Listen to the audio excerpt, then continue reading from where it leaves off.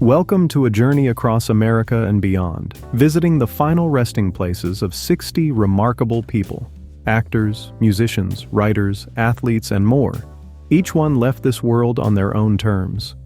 These are people you grew up watching, listening to, and admiring. Their talents shaped the culture we live in.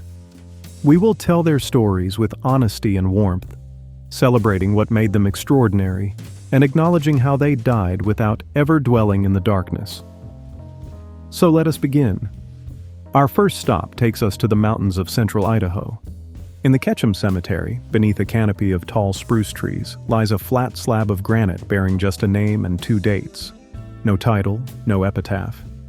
You might walk right past it if you did not know who rested beneath. But this is the grave of Ernest Hemingway, one of the towering figures of American literature. Hemingway first came to Idaho's Sun Valley in 1939, drawn by the hunting and fishing and the wide-open landscape that reminded him of the places he loved in Africa and Spain. He arrived in a dusty black convertible with Martha Gellhorn, the journalist who would become his third wife, and he checked into Suite 206 at the Sun Valley Lodge. Right there in that hotel room, he finished For Whom the Bell Tolls, the novel many consider his finest. Over 2 decades he kept returning, and in 1959 he and his fourth wife Mary bought a house along the Big Wood River and made Ketchum home for good. By then, the Pulitzer Prize for The Old Man and the Sea and the Nobel Prize in Literature already belonged to him. A Farewell to Arms and the Sun. Also rises were American classics.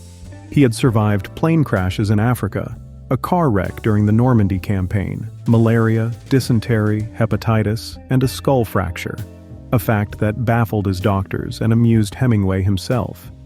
He lived as though daring the world to kill him, and the world kept missing. But by the late 1950s, the damage had caught up. Depression and paranoia settled over him. He became convinced the FBI was following him, a belief that was, in fact, true as declassified documents later confirmed. He underwent electroshock therapy at the Mayo Clinic twice, but the treatments seemed to rob him of the one thing he could not live without: his ability to write. Friends who visited him in Ketchum in those final months described a man who could barely form a sentence, let alone craft one of his legendary paragraphs. On the morning of July 2, 1961, Ernest Hemingway took his own life at his Ketchum home. He was 61. Visitors still come to this quiet cemetery and leave offerings at his grave: bottles of whiskey, coins, handwritten letters, fishing lures. A nearby memorial along Trail Creek Road bears words Hemingway once wrote for a friend killed in a hunting accident, words that now feel like his own epitaph. His father, brother, and sister all died the same way, a pattern of anguish that shadowed the family across generations. We will visit another Hemingway later on this journey. From the mountains of Idaho, let us travel to the rolling green hills of Culver City, California, and Holy Cross Cemetery. This sprawling Catholic burial ground opened in 1939 and has become one of Hollywood's most storied resting places, home to the graves of Bing Crosby, Rita Hayworth, and many others.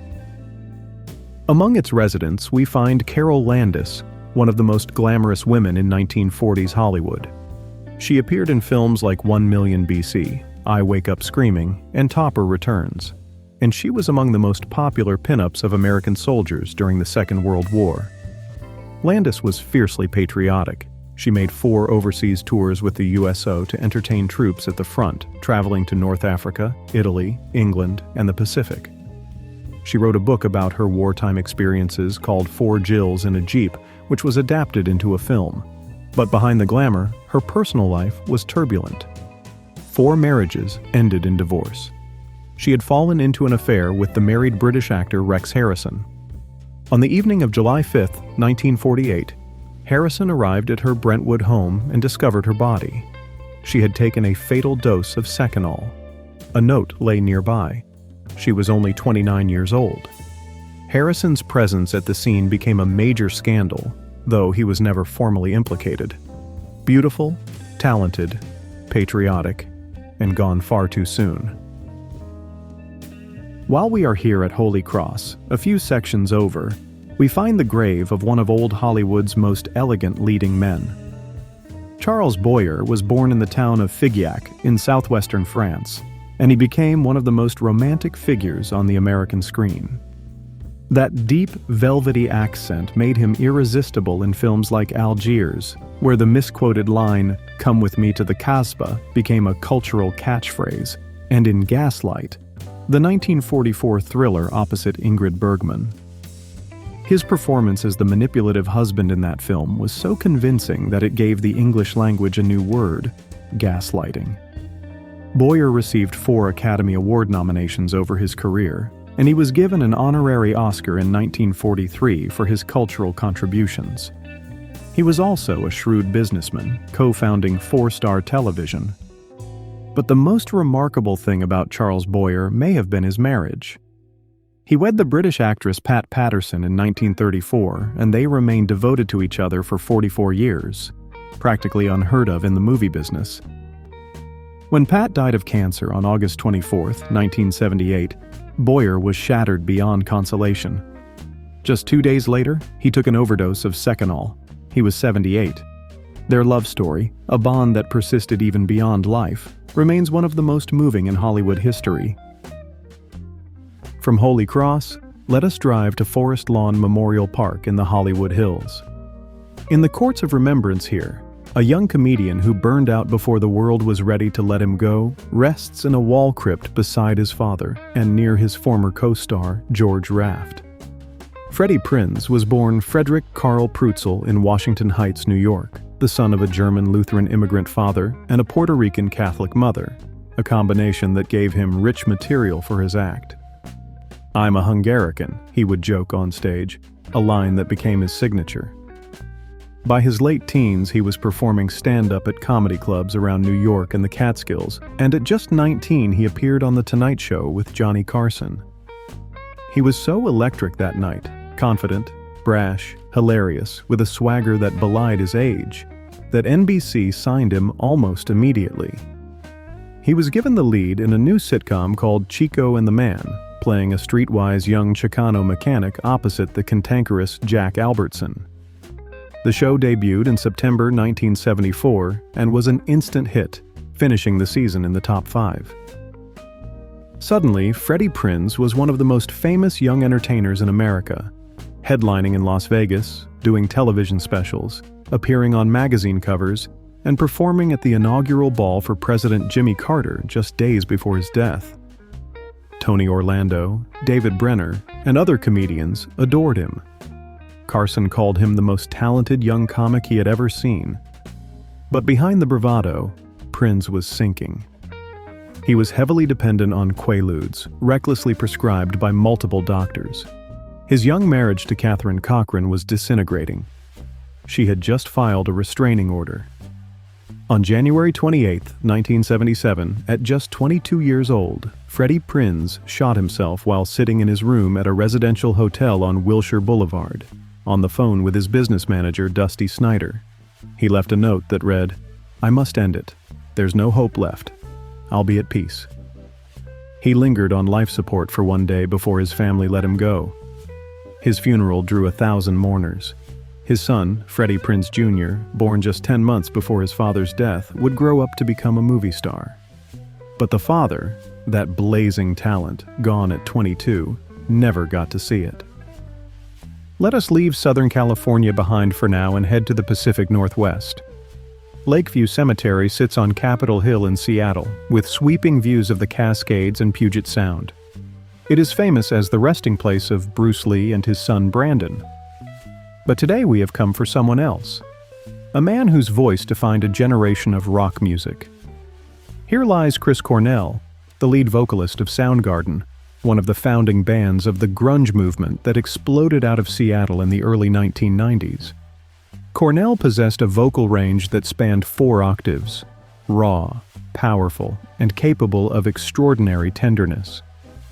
Songs like Black Hole Sun and Spoon Man became anthems for millions. Soundgarden's 1994 album Super Unknown debuted at number 1 on the Billboard chart and has sold more than 9 million copies worldwide.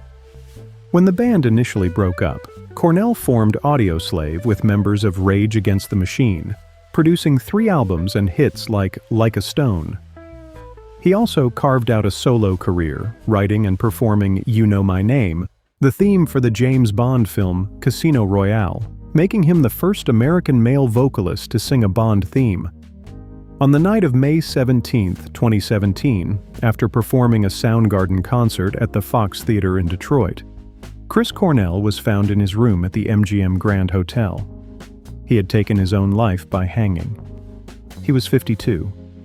His wife later stated that an anti-anxiety medication may have impaired his judgment that evening. He rests here in Seattle, the city where his revolution began, not far from Bruce Lee's grave.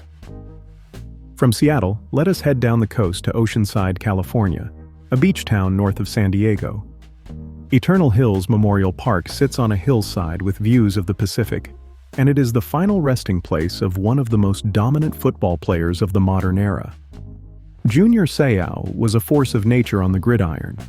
The son of Samoan immigrants, raised in a one-car garage in Oceanside with his 3 brothers, Seau was drafted 5th overall by the San Diego Chargers in 1990 and played 20 seasons in the NFL, 13 with the Chargers, 3 with the Miami Dolphins, and 4 with the New England Patriots.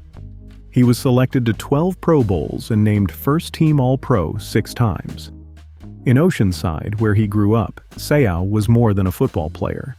He was the heart of the community, running a foundation for young people and a popular restaurant in Mission Valley. On May 2, 2012, his girlfriend found him dead at his beachfront home. He had ended his own life with a gunshot to the chest, deliberately, it was later noted, to preserve his brain for scientific study. He was 43. The subsequent examination by the National Institutes of Health confirmed that Seau had chronic traumatic encephalopathy, CTE, the degenerative brain disease caused by years of violent impacts. His death became a watershed moment in the national conversation about football and head trauma. In 2015, Junior Seau was posthumously inducted into the Pro Football Hall of Fame. Our journey now takes us deep into the heart of Texas, to the small town of Brownwood and Greenleaf Cemetery. Here lies a man whose name may not ring a bell, but whose most famous creation is recognized around the world. Robert E. Howard was the father of the sword and sorcery genre, one of the great writers of pulp fiction in the 1920s and 1930s. Writing mostly for the magazine Weird Tales from his home in the tiny town of Cross Plains, Texas, Howard poured out stories at a ferocious pace: adventure, horror, historical fiction, westerns, boxing tales, and poetry. His masterpiece was Conan the Barbarian, who first appeared in Weird Tales in 1932 and became one of the most enduring characters in fantasy fiction. You remember the 1982 film with Arnold Schwarzenegger? That was Howard's creation. He also created Red Sonja and Solomon Kane, both of whom eventually reached the screen. Despite his vivid imagination, Howard rarely traveled far from home. He was deeply attached to his mother, Hester, who suffered from tuberculosis. On June 11, 1936, when he learned she had slipped into a final coma and would never awaken, he walked out to his car in the driveway, produced a borrowed pistol, and ended his own life. He was just 30 years old. His mother died the following day. They shared a funeral and are buried near each other here in Brownwood. For a man who imagined vast worlds of adventure and heroism, his own world was heartbreakingly circumscribed. Staying in Texas, let us head up to Dallas and Sparkman Hillcrest Memorial Park, one of the grand cemeteries of the Southwest. Here rests one of the most tragic families in the history of American sports, the Von Erichs. Fritz von Erich, born Jack Barton Adkisson, was a legendary professional wrestler who built a regional empire with world-class championship wrestling in the Dallas-Fort Worth area during the 1970s and 1980s. At its peak, WCCW drew tens of thousands of fans to the Cotton Bowl and rivaled Vince McMahon's WWF in popularity across the South. Fritz and his wife Doris had 6 sons, 5 of whom became professional wrestlers. The Von Erich brothers, Kevin, David, Kerry, Mike, and Chris, were the golden boys of Texas wrestling. Handsome, athletic, and enormously popular, they were treated like rock stars. But catastrophe shadowed the family from the start. The eldest son, Jack Jr., was electrocuted and killed as a child. Then David, at 25, died in Japan in 1984 while on a wrestling tour. The cause was listed as enteritis, though rumors of overdose have persisted. David's death set off a chain of tragedies. Mike Von Erich, who replaced David in the ring, suffered toxic shock syndrome after shoulder surgery that left him with brain damage. In April 1987, at 23, Mike ended his own life with an overdose of tranquilizers. His youngest brother Chris, whose asthma and small frame kept him from matching his siblings in the ring, sank into depression. In September 1991, at just 21, Chris took his own life outside the family farm. And Kerry Von Erich, the most accomplished of them all, a former NWA World Heavyweight Champion who defeated Ric Flair for the title before a roaring crowd of 18,000 at Texas Stadium, spiraled after a motorcycle accident cost him his right foot. He wrestled for years on a prosthetic foot that most fans never knew about, but painkiller addiction and legal troubles mounted. In February 1993, facing an indictment, Kerry ended his own life with a gunshot. He was 33. Only Kevin survived. The entire family was inducted into the WWE Hall of Fame in 2009, and their story was told in the acclaimed 2023 film, The Iron Claw. They rest together here in Dallas, a monument to extraordinary talent and unfathomable loss. After that heavy story, let us head to one of the most famous cemeteries in all of California. Forest Lawn Memorial Park in Glendale is the grandest of celebrity burial grounds, a sprawling, manicured landscape of lawns, lakes, reproductions of European art, and stately mausoleums. In the Freedom Mausoleum here rests a woman you know by face far better than by name. Clara Blandick played Auntie Em in The Wizard of Oz, the warm, worried Kansas matriarch that Dorothy spends the entire movie trying to get back to. Blandick appeared in well over 100 films across a career spanning the silent era through the early 1950s. But by the early 1960s, she was elderly, nearly blind from cataracts, and in terrible pain from arthritis. On Palm Sunday, April 15, 1962, she laid out her finest blue outfit and dressed carefully. She arranged her personal photographs and press clippings around her apartment. She wrote a note that read, in part, "I am now about to make the great adventure." Then she took an overdose of sleeping pills. She was 81 years old. Auntie Em, who waited so faithfully for Dorothy to find her way home, had gone home herself. A short drive from Glendale takes us to the Hollywood Hills and Forest Lawn's second location. Here we find another familiar face from the golden era of television. Inger Stevens was a beautiful Swedish-born actress who emigrated to America as a teenager and rose to become a household name in the 1960s as Katie Holstrom in the ABC sitcom The Farmer's Daughter, for which she won a Golden Globe Award. She also appeared in notable films: The World, The Flesh and the Devil opposite Harry Belafonte and Hang 'em High with Clint Eastwood.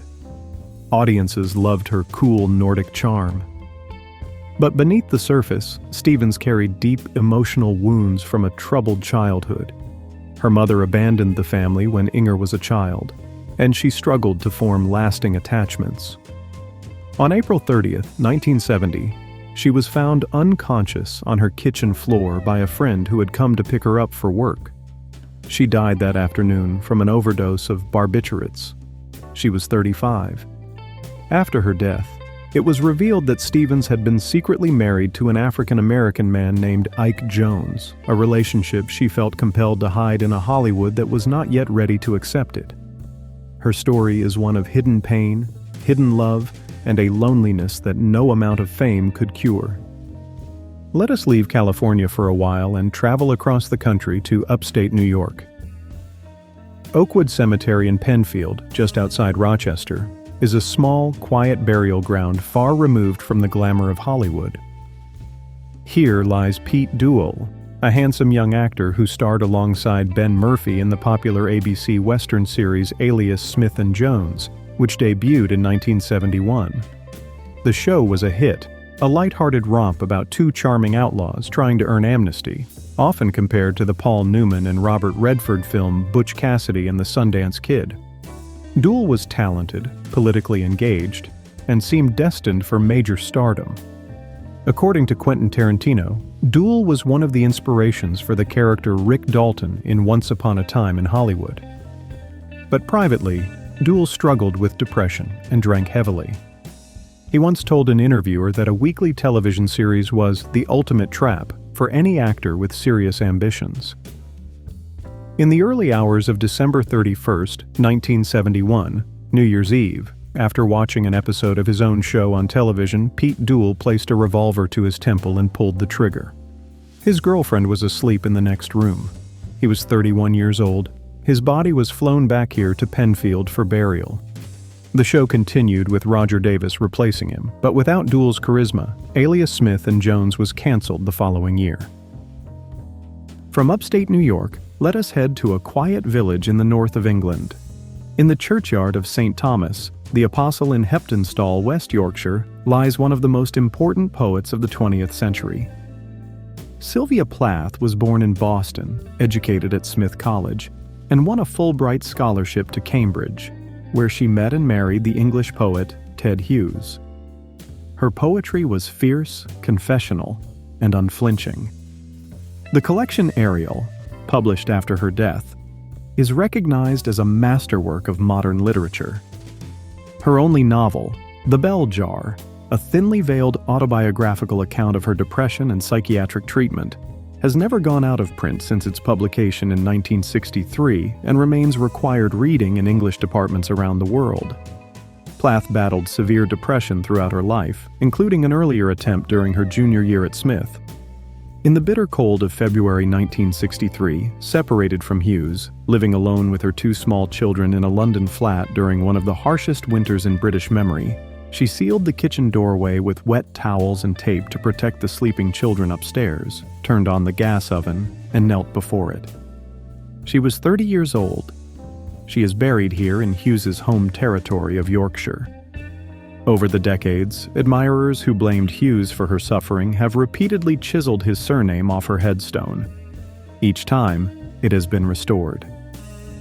From the moors of England, let us return to the United States and head to Boston. Forest Hills Cemetery is a gorgeous Victorian-era garden cemetery in the Jamaica Plain neighborhood, dotted with old-growth trees and ornate monuments. Here rests another towering figure of confessional poetry and a close friend of the woman we just visited. Anne Sexton and Sylvia Plath attended the same poetry workshop in Boston, run by Robert Lowell, and they used to go out for drinks afterward, sometimes joking darkly about their shared afflictions. Sexton would later say that talking about death with Plath was like talking about our trades.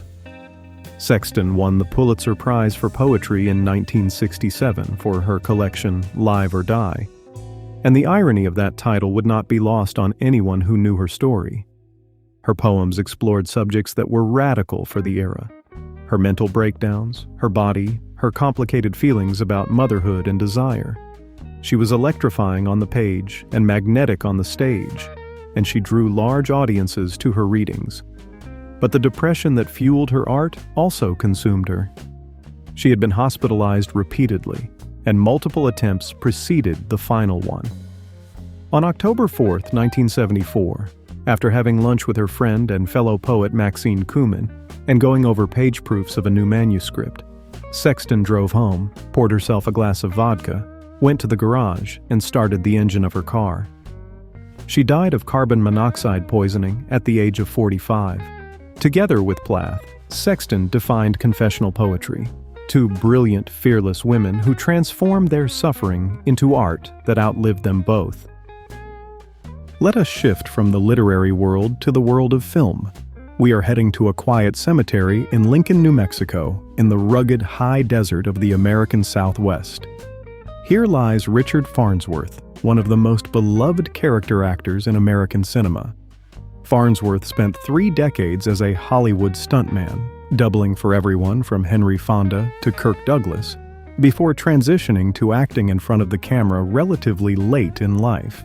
He earned an Academy Award nomination for Best Supporting Actor for Comes a Horseman in 1978, opposite Jane Fonda. He appeared in dozens of films, including The Natural with Robert Redford. Then, at the remarkable age of 79, he received a Best Actor nomination for David Lynch's The Straight Story, playing a real-life Iowa farmer who rode a lawnmower 300 miles to visit his estranged brother. It was a gentle, deeply moving performance, but Farnsworth was suffering from terminal bone cancer, and the pain had become unbearable. On October 6, 2000, at his ranch near Lincoln, he ended his own life with a gunshot. He was 80, a real cowboy to the very end. From the coast of California, let us travel to one of America's most historic cemeteries in the heartland. We are in Glendale, Ohio, at Oak Hill Cemetery. Here lies one of the most haunting stories in all of Hollywood lore, the story of Peg Entwistle. She was a British-born actress who came to America and built a reputation on Broadway in the 1920s, appearing in well-received productions including the 1927 hit Tommy. A young Bette Davis once saw Peg perform on stage and was inspired to pursue a career in acting herself. By the early 1930s, Peg had moved to Hollywood, landing a supporting role in the RKO film 13 Women. But it was the depths of the Great Depression. Work dried up, and despair settled over her like a fog. On the evening of September 16, 1932, she hiked up the dusty hillside to the Hollywoodland sign. It still had those extra 4 letters then.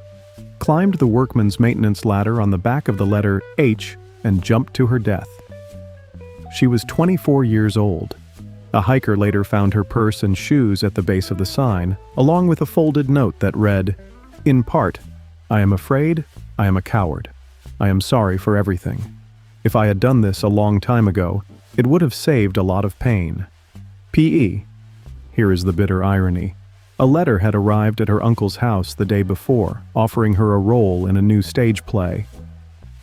The play was about a woman driven to end her own life. Fame that eluded Peg in life found her in death. Her story has been told and retold countless times, including as inspiration for the Netflix miniseries Hollywood. She rests here in Ohio, far from that famous hillside sign she made forever haunted. From Ohio, let us head to Indianapolis and the Grand Crown Hill Cemetery, one of the largest in the country. President Benjamin Harrison is buried here, as is the great Hoosier poet James Whitcomb Riley. We have come today for a man whose contribution to American music was immense.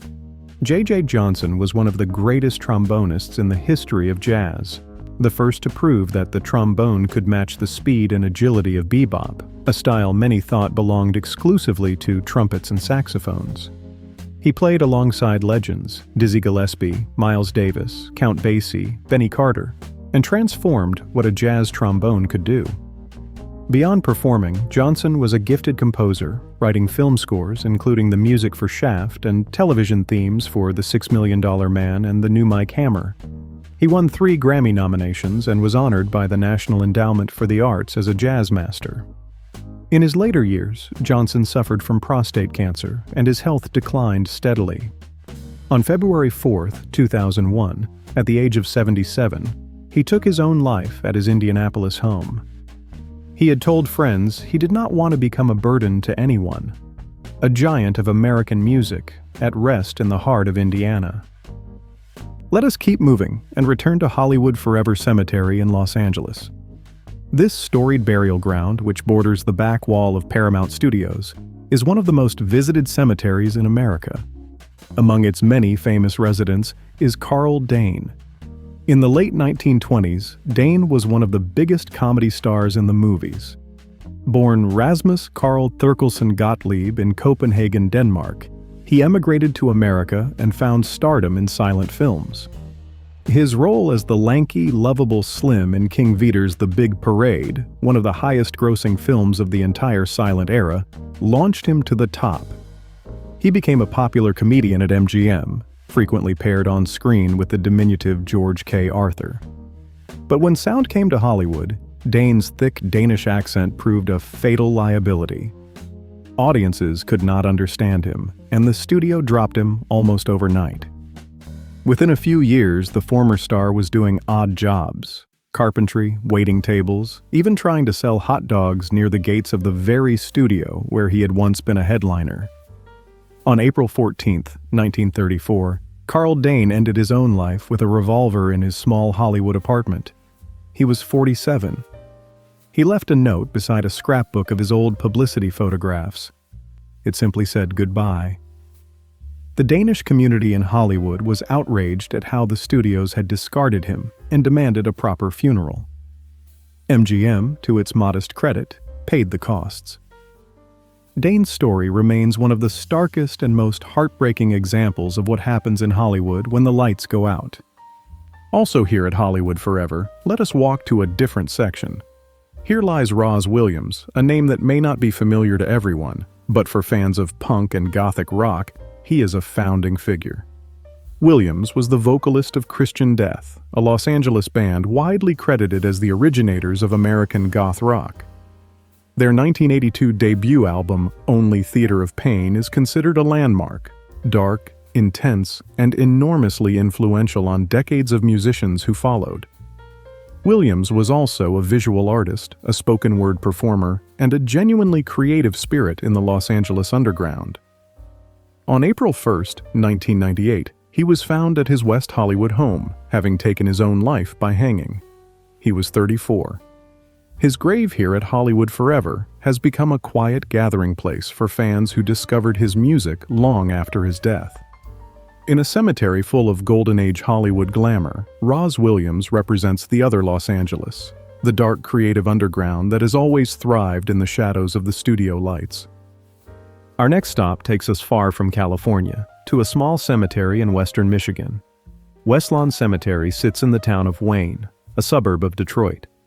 Here lies Del Shannon, a rock and roll original whose biggest hit you can hum right now, even if you have not heard it in years. In 1961, Shannon released Runaway, built on a soaring falsetto and a distinctive electronic keyboard riff that sounded like nothing else on the radio. It shot to #1 on the Billboard Hot 100 and became one of the defining sounds of the early 60s. He followed it up with Hats Off to Larry, Little Town Flirt, and Keep Searchin', and he remained a popular touring act for nearly 3 decades. By the late 1980s, Shannon was collaborating with Tom Petty and Jeff Lynne, and his career seemed poised for a major revival. There were even rumors that he might be invited to replace the late Roy Orbison in the Traveling Wilburys. But Shannon had long struggled with depression, worsened by heavy drinking, and a new antidepressant medication that may have intensified his despair. On February 8, 1990, at his home in Canyon Country, California, Del Shannon ended his own life with a gunshot. He was 55. His body was brought back here to Michigan for burial. Rock and roll lost one of its true originals that winter day. Let us head to Pasadena, California, and Mountain View Cemetery and Mausoleum, nestled in the shadow of the San Gabriel Mountains. Inside the mausoleum rests a man who, for millions of 1950s children, was nothing less than Superman. George Reeves starred as Clark Kent and his caped alter ego in the television series Adventures of Superman, which ran from 1952 to 1958 and became a beloved fixture of post-war American childhood. Reeves had other credits. He played one of the Tarleton twins in Gone with the Wind, and he appeared in the Academy Award-winning film From Here to Eternity. But Superman defined him, and once the show ended, he found it nearly impossible to escape the cape. On June 16, 1959, George Reeves was found dead in his Benedict Canyon home from a single gunshot wound. He was 45. His death was ruled self-inflicted, though his mother never accepted that finding, and controversy has surrounded the case ever since. Various theories have implicated his fiancée, Leonore Lemon, and his former lover, Tony Mannix, the wife of an MGM studio executive. The 2006 film Hollywoodland, starring Ben Affleck as Reeves, explored the enduring mystery. Whatever the full truth may be, George Reeves rests here in Pasadena, forever the man of steel to the children who watched him fly across their television screens every week. From Pasadena, let us make our way to Rochester, New York, and Mount Hope Cemetery, one of America's first municipal cemeteries. This beautiful landscape of rolling hills and mature trees was established in 1838, and among its many notable residents is a man whose inventions touched the life of every person on this tour, and every person listening. George Eastman founded the Eastman Kodak Company and revolutionized photography by making it accessible to ordinary people. His introduction of the Kodak camera in 1888 with the slogan, "You press the button, we do the rest," democratized an art that had previously required enormous technical skill and expensive equipment. His innovations in film and photographic processing laid the groundwork for the entire motion picture industry. Every movie that every actor on this tour ever appeared in exists in part because of what Eastman invented. He was also one of the great philanthropists of the early 20th century, donating over $100 million, an astronomical sum in his day, to institutions including the University of Rochester, MIT, and the Eastman School of Music. But in his later years, Eastman suffered from a progressive spinal condition that increasingly restricted his movement and caused terrible pain. On March 14, 1932, at his Rochester mansion, George Eastman wrote a brief note, picked up a pistol, and ended his own life. He was 77. The note, which has become one of the most quoted final messages in American history, read simply, "To my friends, my work is done. Why wait?" From Rochester, let us travel to Washington, D.C., and one of the oldest cemeteries in the capital. Rock Creek Cemetery has stood here since 1719, and among its monuments is one of the finest works of art in all of America, though most people have never heard of it. We are here to visit the memorial to Marion Clover Adams, a woman whose story weaves together high society, art, and private anguish. Clover was a pioneering photographer and the wife of the historian Henry Adams, great-grandson of President John Adams. In the 1870s and 1880s, the Adams home on H Street was the intellectual center of Washington, their dinner table surrounded by senators, diplomats, and scholars. Clover captured many of these powerful figures through her camera lens. But after her father died in the spring of 1885, she sank into a devastating depression that nothing could reach. On December 6, 1885, Marion Adams ended her own life by swallowing potassium cyanide, a chemical she used in her photography darkroom. She was 42. Henry Adams was destroyed by grief. He commissioned the sculptor Augustus St. Gaudens to create a memorial, and the result, a mysterious androgynous bronze figure seated in deep contemplation, draped in robes, is considered one of the greatest sculptures in America. It is sometimes called Grief, though Adams himself rejected the title. He never spoke publicly about his wife's death and never remarried. The memorial says everything by saying nothing, which may be the only honest response to a loss that defies language. Let us shift from the 19th century to the 20th and from Washington to the heartland. We are heading to the cereal capital of the world, Battle Creek, Michigan. Here at Oak Hill Cemetery rests Charles William Post, the man who gave the world grape nuts and founded what would become Post Cereals. Post's path to the cereal business was unusual.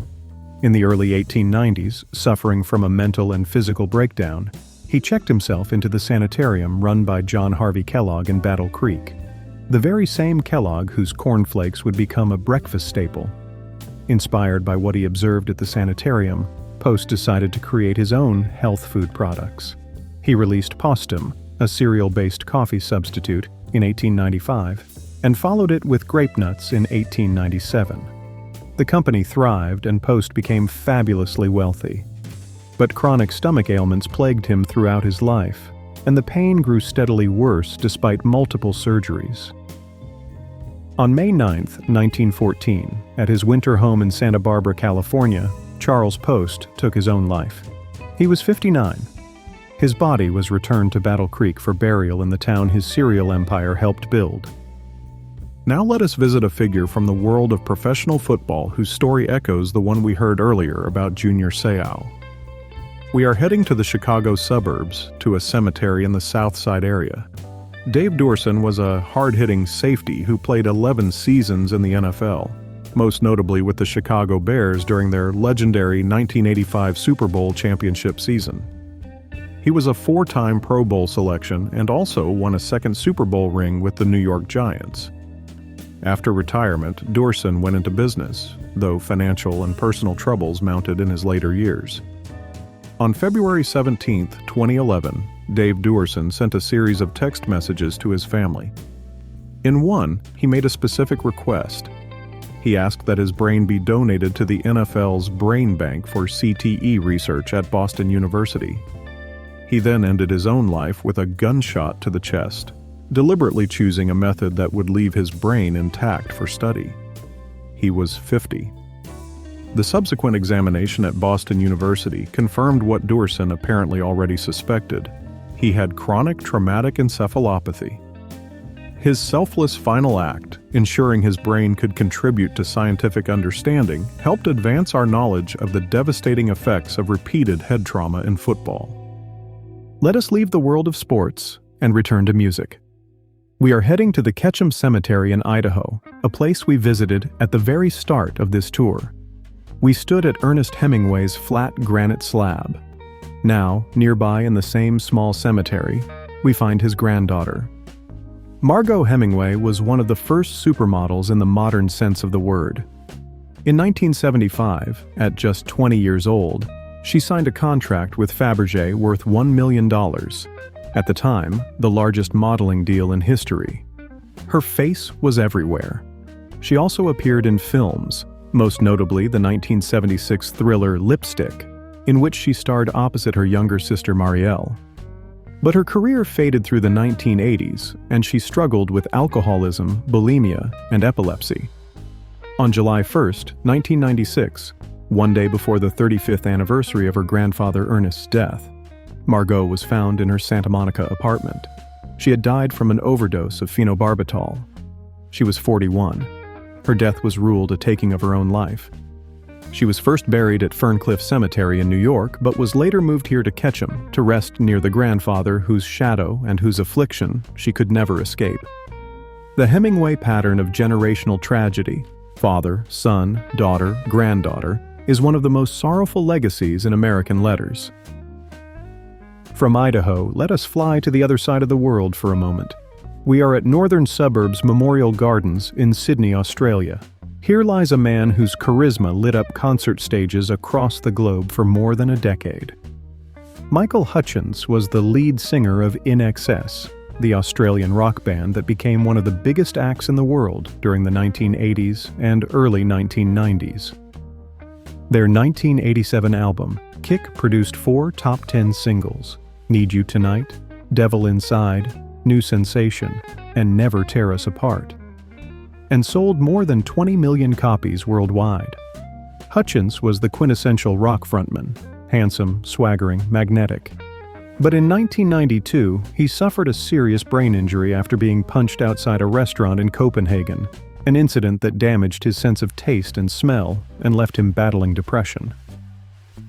On November 22, 1997, during what should have been a triumphant reunion tour, Michael Hutchence was found dead in his room at the Ritz-Carlton Hotel in Sydney.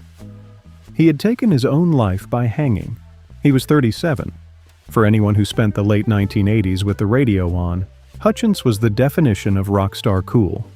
Gone far too soon. Back in the United States, let us visit a figure from the world of stand-up comedy. Richard Jeni was one of the finest comedians of his generation, a polished, devastating craftsman of the joke who could hold a room spellbound for an hour without a single wasted word. His HBO specials, particularly Platypus Man and A Good Catholic Boy, were widely praised by critics and audiences alike. He appeared on The Tonight Show with Johnny Carson and Jay Leno more times than virtually any other comedian of his era.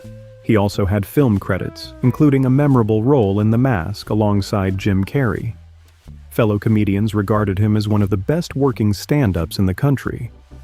But Jeni suffered from severe depression, and in his final months he experienced psychotic episodes that left him paranoid and unable to distinguish reality from delusion. On the morning of March 10, 2007, His girlfriend heard a shot from their bedroom in a West Hollywood apartment and found him critically wounded. He died at Cedars-Sinai Medical Center. He was 49. For those who followed stand-up comedy in its golden era, Richard Genee was a quiet giant whose death barely made the evening news, but whose loss left a crater in the comedy world. Let us cross the Atlantic once more and visit a small parish churchyard in the English Midlands. In the village of Tanworth in Arden, Warwickshire, beneath the shade of an old oak tree, lies Nick Drake. American audiences may know his name less from the charts than from the haunting beauty of his music, which has appeared in dozens of films, television shows, and commercials in the decades since his death. Drake recorded 3 albums in the early 1970s, 5 Leaves Left, Brighter Later, and Pink Moon, none of which sold more than a few thousand copies during his lifetime. But his spare, melancholic folk songs, performed in a hushed baritone over intricate finger-picked guitar, have grown steadily in reputation until he is now regarded as one of the finest singer-songwriters Britain ever produced. Volkswagen used his song Pink Moon in a television commercial in 1999, introducing him to millions of Americans who had never heard his name. Drake suffered from severe depression and withdrew almost entirely from performing and public life in his final years. On November 25, 1974, at his parents' home in Tanworth in Arden, he took a fatal overdose of his prescribed antidepressant medication. He was 26. The coroner ruled it a taking of his own life, though his parents always believed it was accidental. His grave here, marked by a simple stone beneath the oak, has become a pilgrimage site for fans from around the world. From the quiet English countryside, let us return to the Motor City. We are heading to Lincoln Memorial Park in Clinton Township, Michigan, just north of Detroit. Here rests one of the founding voices of Motown. Paul Williams was an original member of The Temptations, one of the greatest vocal groups in the history of popular music. His smooth baritone voice was part of the fabric of recordings that defined an era. My Girl, The Way You Do the Things You Do, Get Ready. Williams was not just a singer.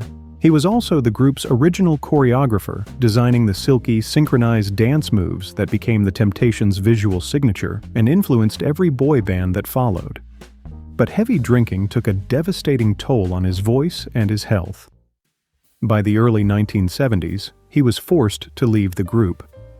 On August 17, 1973, Paul Williams was found dead in his car on a Detroit street. A gun was found near his body, and his death was ruled self-inflicted. He was 34. The circumstances were unusual enough that questions have lingered over the years, but the official finding stands. Williams was posthumously inducted into the Rock and Roll Hall of Fame as a member of The Temptations. That voice, the one you hear in My Girl, singing of sunshine and clear skies, belongs to a man who never found enough of either for himself. Let us shift from Motown to soul music. Donny Hathaway possessed one of the most extraordinary voices in the history of American music. Rich, warm, and capable of expressing emotional depth that could bring an audience to tears.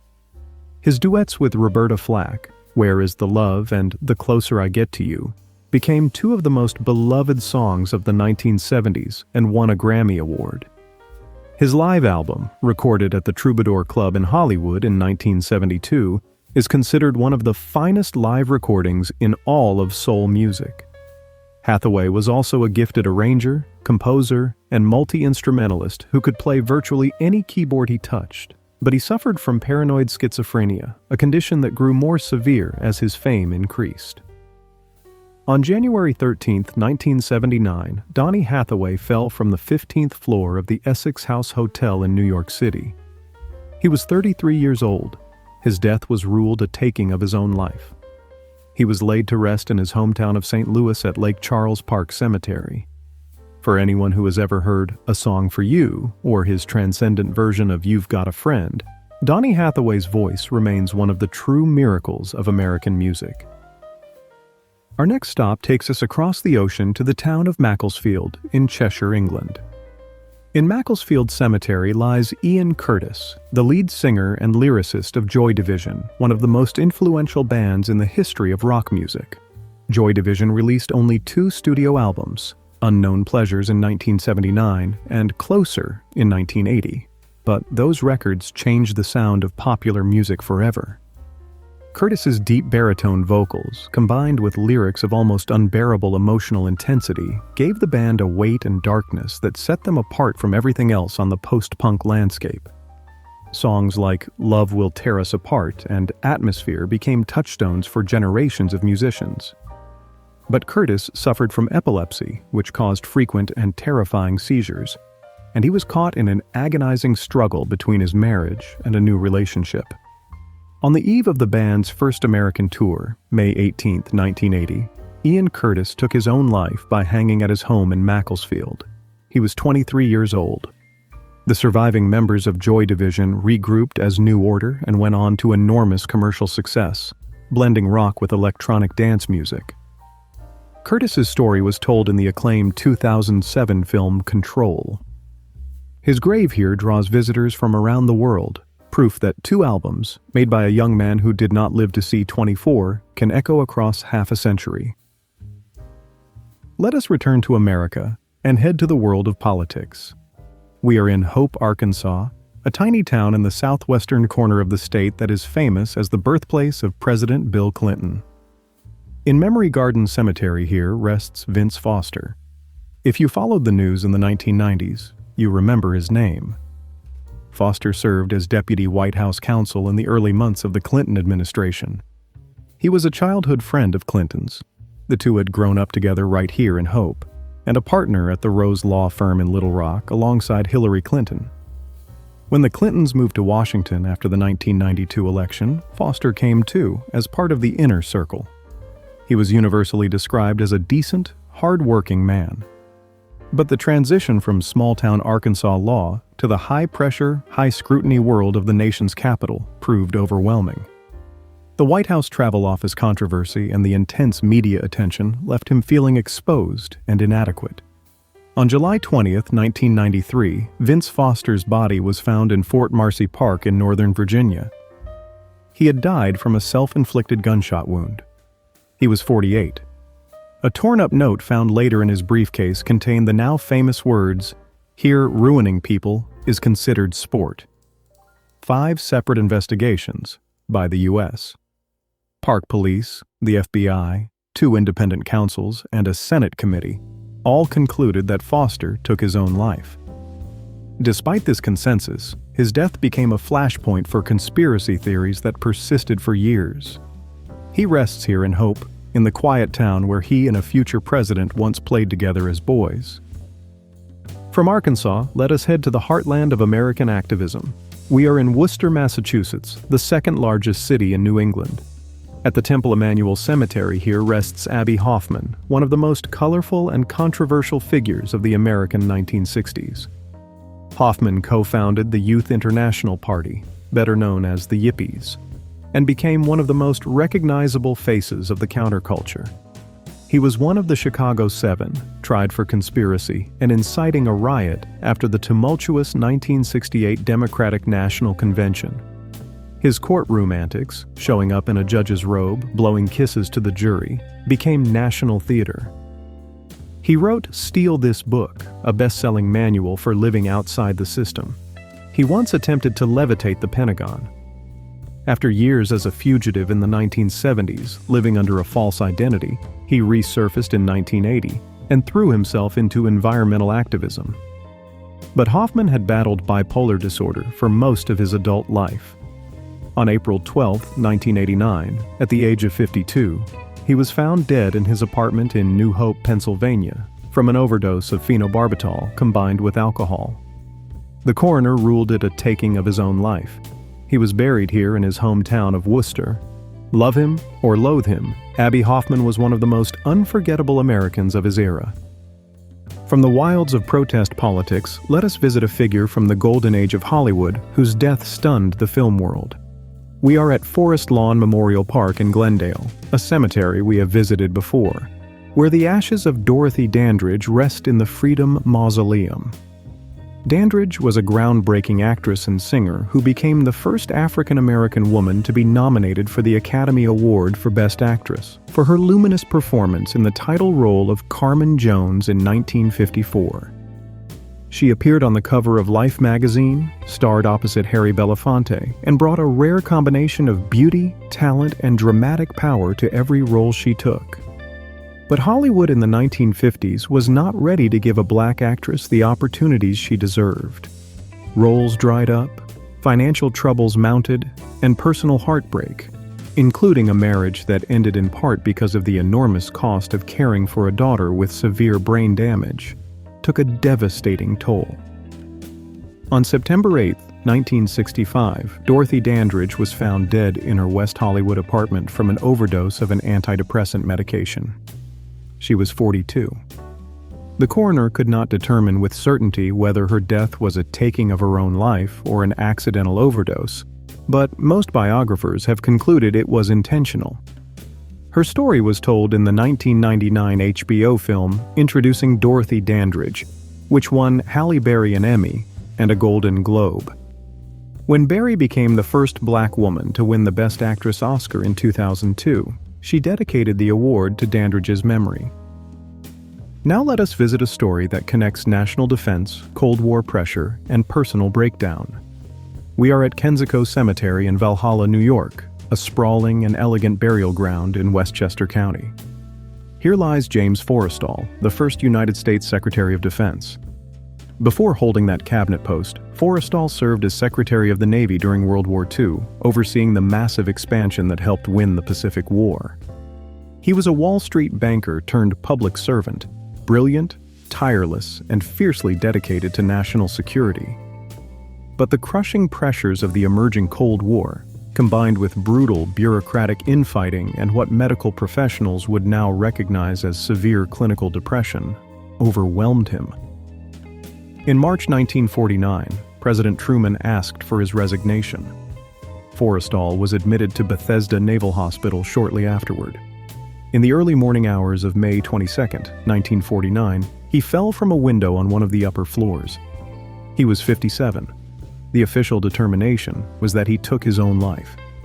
Conspiracy theories have swirled around his death for decades, but the weight of evidence supports the official finding. Forrestal was given military honors and buried here at Kensico. His story stands as a powerful reminder that even the most capable people can be crushed by responsibilities that exceed what any human being was built to bear. From the corridors of power, let us return to the world of performance. We are heading to a cemetery in Westchester County, New York. Here lies Spalding Gray, one of the most original performers in American theater. Gray invented the art of the autobiographical monologue. He would sit alone behind a desk with a glass of water and simply talk for 90 minutes or more about his life, his neuroses, his adventures, and his fears. And somehow, he made it riveting. His monologue Swimming to Cambodia, filmed by Jonathan Demme in 1987, was a critical sensation, telling the story of his bit part in the killing fields, alongside observations about Cambodia, colonialism, and his own anxieties. Other monologues like Monster in a Box and Grey's Anatomy cemented his reputation as a unique talent, half comedian, half confessional artist. But in June 2001, while vacationing in Ireland, Gray was involved in a serious car accident that left him with a fractured skull and what his family described as a complete change in personality. He was never the same. Depression consumed him, and multiple treatments offered no relief. On the evening of January 10, 2004, Spalding Gray left his apartment in Lower Manhattan and vanished. His body was recovered from the East River 2 months later. He was 62. He had jumped from the Staten Island ferry. The man who made a career out of talking about his life could no longer bear to live it. From the golden age of Hollywood, let us leap forward to the world of 21st century rock. Chester Bennington was the voice of Linkin Park, the band that bridged the gap between rock, hip-hop, and electronic music, and became one of the biggest acts of the 2000s. Their debut album, Hybrid Theory, released in 2000, sold more than 30 million copies worldwide and was certified diamond, making it the best-selling debut album of the decade. Bennington's vocals were an extraordinary instrument. He could shift from a whispered plea to a full-throated scream in the space of a single measure, and songs like In the End, Numb, and Crawling became anthems for a generation navigating pain, alienation, and the search for connection. He also briefly served as the lead singer of Stone Temple Pilots. Bennington had spoken publicly about a traumatic childhood that included abuse, and he struggled with depression and addiction throughout his adult life. He was close friends with Chris Cornell, whose grave we visited earlier in Seattle. On July 20th, 2017, which would have been Cornell's 53rd birthday, Chester Bennington was found dead at his home in Palos Verdes Estates, California. He had taken his own life by hanging, the same method his friend had used just 2 months earlier. He was 41. His family held a private ceremony at the South Coast Botanic Garden near his home. Whether his remains were buried or cremated has not been publicly disclosed. For anyone who came of age in the early 2000s with Linkin Park on their headphones, Bennington's voice was the sound of survival. And the tragedy is that, in the end, even that voice was not enough to save the man behind it. Let us visit the world of Scottish rock music. In the village of Cowdenbeath, near Dunfermline in Fife, Scotland, Beath Cemetery holds the grave of Stuart Adamson, co-founder and lead guitarist of Big Country, a band whose anthemic, guitar-driven sound defined a particular strain of early 1980s rock. Their 1983 debut album, The Crossing, was a critical and commercial triumph, producing the hit single In a Big Country, which became an MTV staple and reached the top 20 on charts worldwide. The band's distinctive sound came from Adamson and guitarist Bruce Watson using effects pedals and EBOs to make their electric guitars shimmer like Highland bagpipes, a sound unlike anything else in rock. Before Big Country, Adamson had co-founded the influential post-punk band The Skids, who scored a hit with Into the Valley. But alcoholism increasingly dominated his life, and his second marriage dissolved. On December 16, 2001, Stuart Adamson was found dead in a hotel room in Honolulu, Hawaii, where he had been living. He had taken his own life by hanging. He was 43. His body was brought home to Scotland and laid to rest here. For anyone who spent the early 80s watching MTV, In a Big Country was one of those songs that made you feel like anything was possible. Its creator, sadly, could not find that feeling for himself. Now let us visit a voice actress whose name you almost certainly do not know, but whose work reached tens of millions of ears. Mary Kay Bergman was one of the most prolific voice actresses in the history of animation. During the first 3 seasons of South Park, she voiced nearly every female character: Sheila Broflovsky, Sharon Marsh, Wendy Testaberger, Carol McCormick, and dozens more. She was also the official voice of Disney's Snow White for theme parks, video games, and promotional materials. Bergman could produce an astonishing range of voices and was in constant demand. Everyone who worked with her described her as brilliant, warm, and dedicated. But she suffered from severe clinical depression that she concealed from virtually everyone in her professional life. On November 11, 1999, at the age of 38, Mary Kay Bergman took her own life at her Los Angeles home. The South Park creators, Trey Parker and Matt Stone, were devastated. The show had to recast all of its female characters. Her husband later became an advocate for mental health awareness in her memory. It is a quiet reminder that the people behind the voices we love are carrying their own stories. And not all of those stories have the endings we would wish for them. Let us now visit a young man from the world of 1990s television. Jonathan Brandis was a teen heartthrob who starred in the NBC science fiction series Sequest DSV alongside the great Roy Scheider. Before that, he played the young Bill Denbrough in the 1990 television adaptation of Stephen King's It, and starred in The Never-Ending Story 2. His face graced the covers of Tiger Beat, Bop, and every other teen magazine of the early 90s. He was talented, photogenic, and seemingly destined for a long career. But as Brandis moved into his 20s, the work became scarce. The transition from child star to adult actor has destroyed more careers than bad reviews ever will. A film he had directed and poured his heart into was shelved by its studio. On November 12, 2003, Jonathan Brandis was found at his Los Angeles apartment, having taken his own life by hanging. He died the following day at the hospital. He was 27. He left no note. For those who remember the early 90s wave of young television talent, his death was a devastating reminder of how fragile a life built on early fame can be. Now let us visit a figure from the golden age of Hollywood whose Oscar-nominated debut was a sensation. Maggie McNamara was a beautiful young stage actress who was nominated for the Academy Award for Best Actress for her very first film role, the female lead in Otto Preminger's The Moon is Blue in 1953. The film was controversial for its time. It was released without the production code's seal of approval because it dared to frankly discuss virginity and seduction, subjects considered scandalous in the Eisenhower era. McNamara competed for the Oscar that year against Audrey Hepburn in Roman Holiday. She followed with a role in the popular Three Coins in the Fountain and seemed poised for stardom.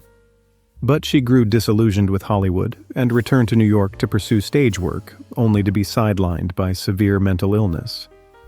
She spent her later years working as a typist, largely forgotten by the industry that had once celebrated her. On February 18, 1978, Maggie McNamara was found dead in her New York apartment from an overdose of sleeping pills. She was 48. Her death barely made the news. That Oscar nomination for her debut, competing against Audrey Hepburn no less, stands as a remarkable footnote in a life that deserved so much more. Our next stop takes us back to the world of painting and to one of the most celebrated artists of the 20th century. Mark Rothko was born Marcus Rothkowitz in Russia in 1903, emigrated to the United States as a boy, and became a towering figure of abstract expressionism. His signature works, enormous canvases of luminous, softly edged rectangles of color hovering against darker backgrounds, hang in the world's greatest museums. Standing before a Rothko painting is an almost spiritual experience. The scale and intensity of the color seem to vibrate. The Rothko Chapel in Houston, Texas, which houses 14 of his paintings, is one of the most important artistic and spiritual spaces in America. Despite his critical acclaim and the high prices his work commanded, Rothko was deeply unhappy in his later years. An aortic aneurysm forced him to stop painting large canvases. His marriage dissolved. He drank heavily. On February 25, 1970, Mark Rothko was found dead in his East 69th Street studio in New York by his assistant. He had ended his own life. He was 66 years old. His death came just months after he completed the 14 canvases for the Houston chapel that now bears his name, works of breathtaking depth that feel, in retrospect, like a final testament. Let us make our way now to a young man whose death shocked the world of daytime television. Sawyer Sweeten was one of twin-child actors who played the sons of Ray and Deborah Barone on the long-running CBS sitcom Everybody Loves Raymond. The show ran for 9 seasons, from 1996 to 2005, and Sweeten grew up on camera alongside Ray Romano, Patricia Heaton, Brad Garrett, Peter Boyle, and Doris Roberts. It was one of the most successful comedies on television, and the Sweeten twins were part of the family that millions of Americans watched every Monday night. After the show ended, Sawyer stepped away from acting and largely disappeared from public view. On April 23, 2015, while visiting family in Texas, Sawyer Sweeten took his own life with a gunshot. He was just 19 years old. His Everybody Loves Raymond family mourned him publicly and passionately. Patricia Heaton wrote, "My heart goes out to the entire Sweeten family." Ray Romano said, "He was a wonderful and sweet kid to be around."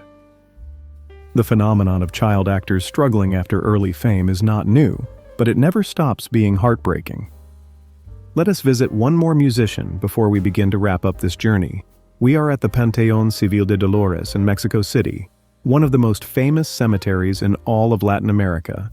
Here lies Lupe Velez, the actress and entertainer who was known in Hollywood as the Mexican Spitfire.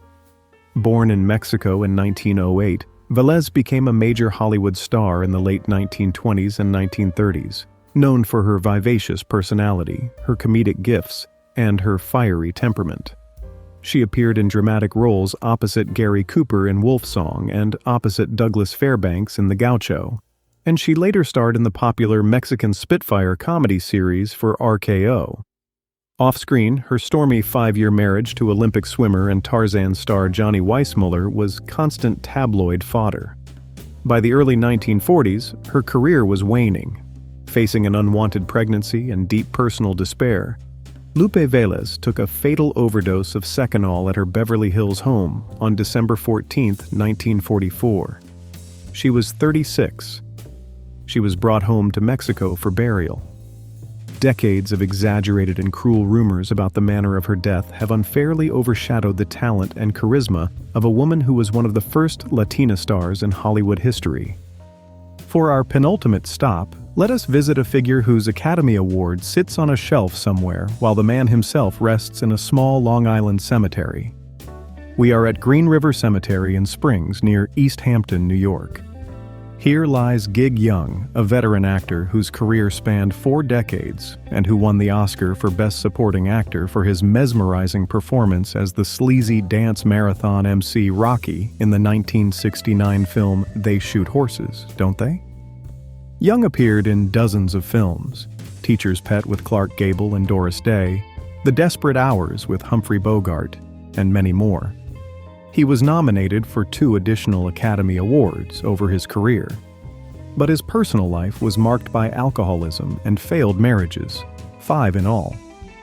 On October 19, 1978, just 3 weeks after marrying his 5th wife, a young German actress named Kim Schmidt, the couple was found dead in their Manhattan apartment. Young had shot Schmidt and then turned the gun on himself. He was 64. Because he took another life before his own, his story occupies a dark and complicated corner of Hollywood history. But his talent was enormous, and that Oscar-winning performance in They Shoot Horses is among the most chilling in the history of American film. Let us visit a few more remarkable people before we close this tour. We are heading to Meriwether Lewis Park and Monument on the Natchez Trace in Hohenwald, Tennessee. Here, in a clearing along one of America's most historic roads, stands a broken column monument marking the grave of Meriwether Lewis. Yes, that Meriwether Lewis, the explorer who led the Lewis and Clark expedition across the continent to the Pacific Ocean, and back between 1804 and 1806. It was one of the greatest feats of exploration in human history, and it made Lewis a national hero. President Jefferson appointed him governor of the Upper Louisiana Territory after the expedition. But Lewis struggled in the role. He drank heavily, ran up debts, and his health, both physical and mental, deteriorated. On October 11, 1809, while traveling the Natchez Trace toward Washington to settle his financial accounts, Lewis stopped at a small inn called Grinder's Stand.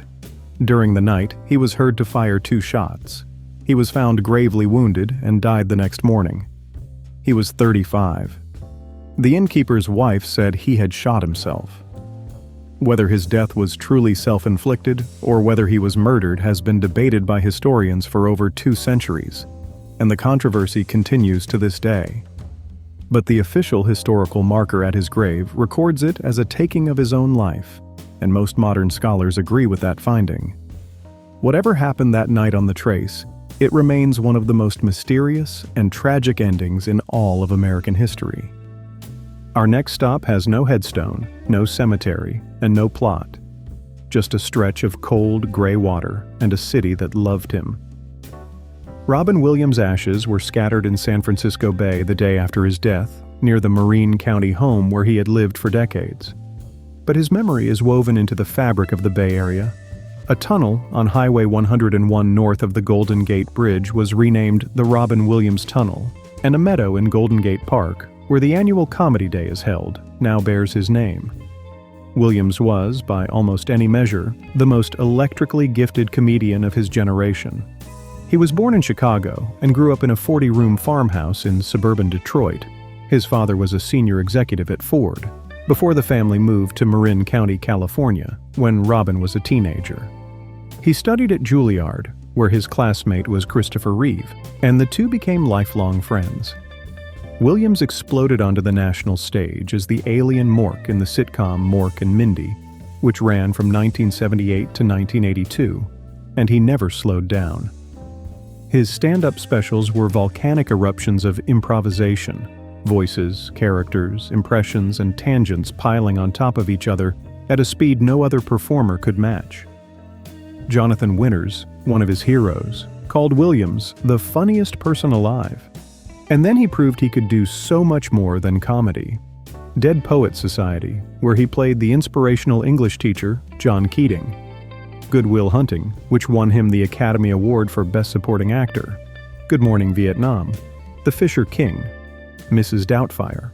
Aladdin, where his performance as the genie became one of the most beloved in the history of animation.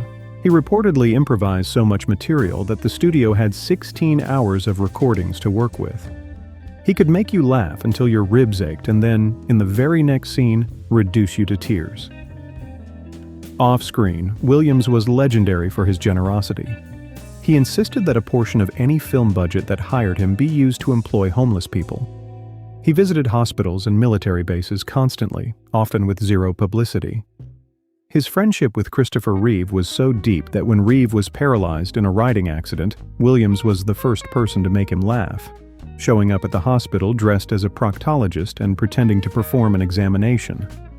But Williams suffered from depression for much of his life, and in his final years he was unknowingly battling Lewy body dementia, a devastating neurological disease that was only identified after his death during the autopsy. The disease had been misdiagnosed as Parkinson's. On August 11, 2014, Robin Williams was found dead at his home in Paradise Cay, California. He had taken his own life by hanging. He was 63. His wife, Susan, later described the Lewy body disease as the terrorist inside my husband's brain, and wrote a scientific paper about his case to help researchers understand the disease. The world lost not just a comedian or an actor that day, but something rarer, a person who could make complete strangers feel less alone simply by being in the room. From San Francisco Bay, let us head north to the Pacific Northwest, to the small town of Aberdeen, Washington. There is no grave to visit here for Kurt Cobain. His remains were cremated and divided among family members, with portions reportedly scattered in the Wishkah River that runs through his hometown and at a Buddhist temple in New York. But Aberdeen itself has become a kind of memorial.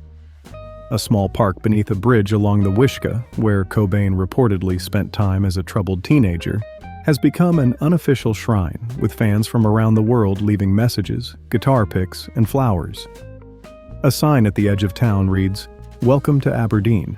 Come as you are." Cobain was the frontman, guitarist, and primary songwriter of Nirvana, the band that detonated the grunge explosion and permanently altered the landscape of popular music.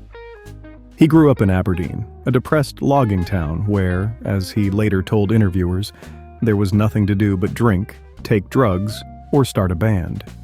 He chose the band. Nirvana's first album, Bleach, was recorded for just over $600 in 1989. Their second album changed everything. Nevermind, released in September 1991, was propelled by the single Smells Like Teen Spirit, a song that arrived on MTV like a Molotov cocktail thrown into a room full of hair metal bands. The album knocked Michael Jackson's Dangerous off the top of the Billboard charts and sold more than 30 million copies worldwide. Seemingly overnight, Cobain became the most famous rock musician on the planet and the reluctant spokesman for an entire generation. He hated every minute of it. He was a brilliant songwriter who loathed the fame machine, a sensitive soul who wanted nothing more than to make music in obscurity. He married Courtney Love, the lead singer of Hole, in 1992, and their daughter, Frances Bean, was born that same year. But Cobain struggled with heroin addiction, chronic stomach pain that no doctor could fully diagnose or relieve, and a growing revulsion toward the celebrity that his talent had created. He attempted to end his life in Rome in March 1994 and entered a rehabilitation facility in Los Angeles shortly afterward, from which he left after just a few days. On April 5, 1994, Kurt Cobain was found dead at his home in Seattle. He had taken his own life with a shotgun. He was 27, joining Jimi Hendrix, Janis Joplin, Jim Morrison, and Brian Jones in the so-called 27 Club. A note was found nearby. Part of it, addressed to Love and their daughter, has been quoted countless times. The part that haunts is a line he borrowed from Neil Young. "It's better to burn out than to fade away." Neil Young later said those words haunted him, that he wished Cobain had found another way. In the 3 decades since his death, Cobain's music has only grown in stature. Nevermind is routinely named one of the greatest albums ever recorded. And in Aberdeen, in the shadow of that bridge, kids still leave their guitar picks and scrawl their messages. They are still coming to him, as they are. After all that rock and roll, let us step into a very different world. We are heading to Leipers Fork, Tennessee, a small rural community about 45 minutes south of Nashville. There is no public cemetery here for our next stop. Instead, the ashes of Naomi Judd were scattered on her daughter Wynona's farm in this peaceful corner of Middle Tennessee. Naomi Judd, along with her daughter Wynona, formed the Judds, one of the most successful mother-daughter acts in the history of country music.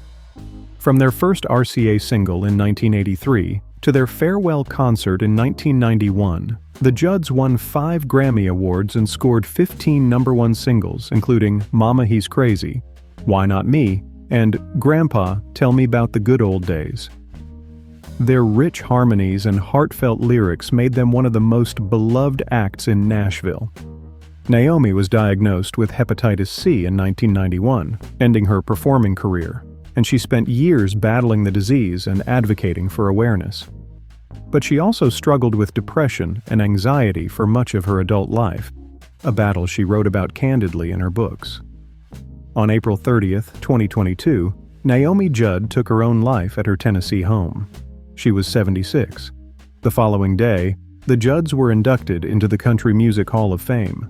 Wynona accepted the honor through tears.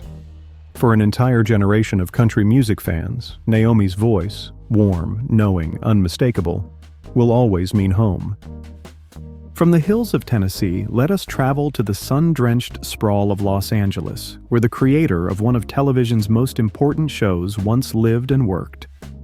Don Cornelius, the creator and original host of Soul Train, does not have a traditional grave.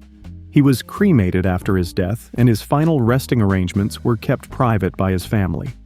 But his legacy is as visible as any headstone. For more than 3 decades, Soul Train was the premier showcase for black music and culture on American television. Cornelius created the show in Chicago in 1970 on a shoestring budget, moved it to Los Angeles in 1971, and watched it grow into a national institution. Every Saturday morning, millions of Americans tuned in to watch the Soul Train line and see performances by James Brown, Aretha Franklin, Marvin Gaye, Michael Jackson, and virtually every other major black music artist of the era. Cornelius hosted the show with effortless cool, his deep baritone voice and immaculate appearance setting the tone. His sign-off became iconic. And as always, in parting, we wish you love, peace, and soul. He stepped down as host in 1993, but remained involved with the show until it ended in 2006. In his later years, Cornelius suffered from declining health, including the effects of brain surgery in 1982 that left him with seizures and chronic pain. On February 1, 2012, Don Cornelius was found dead at his home in Los Angeles from a self-inflicted gunshot wound. He was 75. Love, peace, and soul. That was the gift he gave to America every Saturday morning for decades. Speaking of television legends, let us visit a figure from the world of film directing whose work shaped some of the biggest action movies of the 1980s and 1990s. Tony Scott does not have a grave. His ashes were scattered at sea off the coast of Los Angeles. But his filmography is a monument in itself. Scott directed Top Gun, the 1986 blockbuster that made Tom Cruise a superstar and became one of the defining films of the decade. He followed it with Beverly Hills Cop 2, Days of Thunder, The Last Boy Scout, True Romance, Crimson Tide, Enemy of the State, and Man on Fire, among others. Where his older brother Ridley Scott was known for meticulous visual composition, Tony brought a kinetic, high-energy style to action filmmaking that influenced an entire generation of directors. He was one of the most commercially successful directors in Hollywood. On August 19, 2012, Tony Scott drove to the Vincent Thomas Bridge in San Pedro, California, and jumped to his death. He was 68. Initial media reports speculated that he had been diagnosed with inoperable brain cancer, but his family denied this, and his autopsy found no evidence of cancer or any other terminal illness. The reason he chose to end his life remains, to this day, a mystery. What is not mysterious is the entertainment he provided.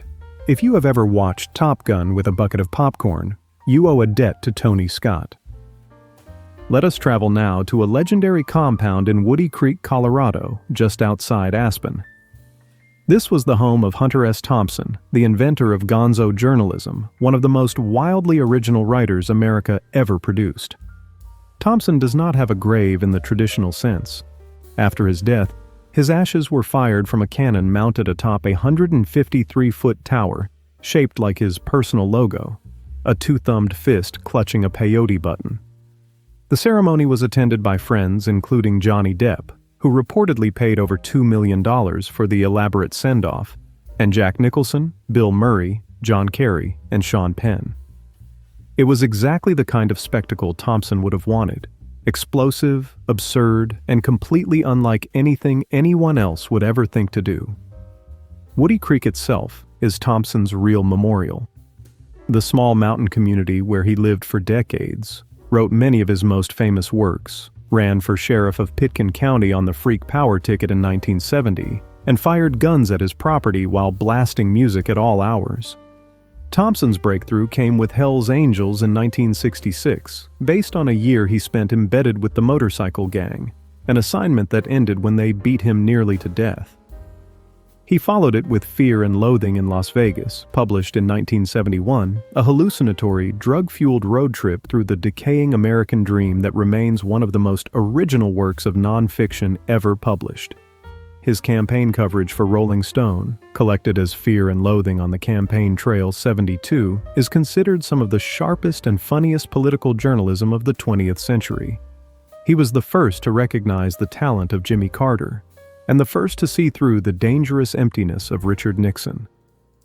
Bill Murray played him in Where the Buffalo Roam. Johnny Depp played him in Fear and Loathing in Las Vegas and became one of his closest friends. Thompson was one of a kind. There is no other way to say it. But his health and writing output declined sharply in his later years.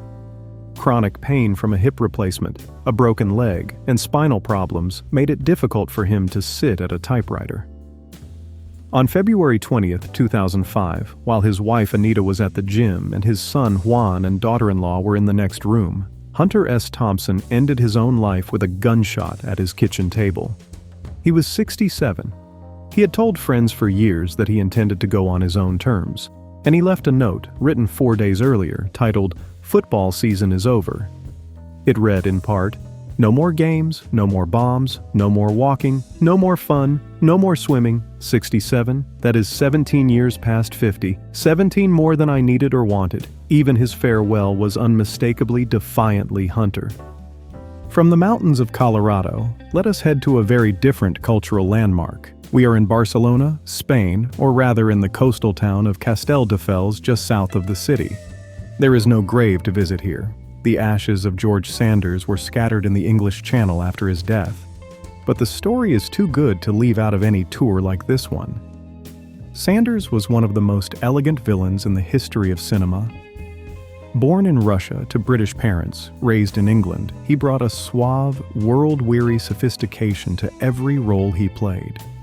He won the Academy Award for Best Supporting Actor for his portrayal of the acid-tongued theater critic Addison DeWitt in All About Eve, a performance so perfectly calibrated that it nearly steals the film from Bette Davis herself. He also voiced the sinuous tiger Shere Khan in Disney's The Jungle Book, and played the villainous Mr. Freeze on the 1960